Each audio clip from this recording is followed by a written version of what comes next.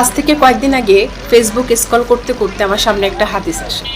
হাদিসটা এমন ছিল যে পৃথিবীর বুকে ভাই বোন যখন কথা বলে তখন উপরওয়ালা ফেরেশতাকে বলে যে সময়কে থামিয়ে দাও। তো তখন আসলে এটার কোনো মর্মার্থ আমি বুঝতে পারিনি।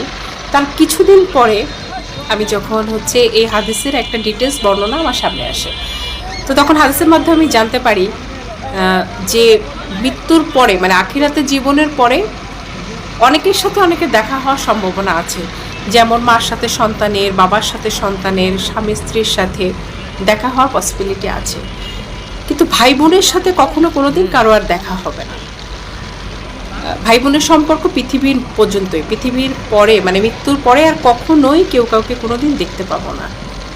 বিশ্বাস করেন, এই কথাটা শোনার পরে আমার মনের মধ্যে এক ধরনের যন্ত্রণা আমি অনুভব করছি যে পৃথিবীর পরে আমি শুধু আমার ভাইকে দেখতে পাবো বা আমি আমার বোনকে দেখতে পাবো, মৃত্যুর পরে আর কোনোদিন ওকে আমি আর দেখতে পাবো না।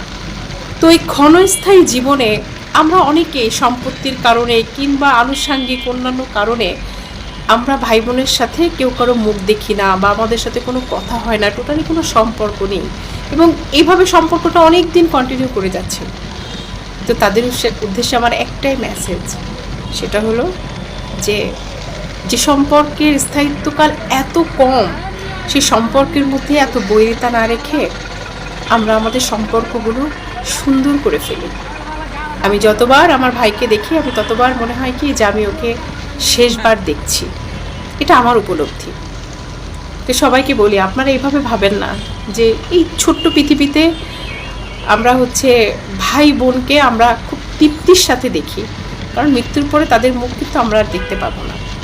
তাই সম্পর্কের উন্নয়নটা বড় জরুরি।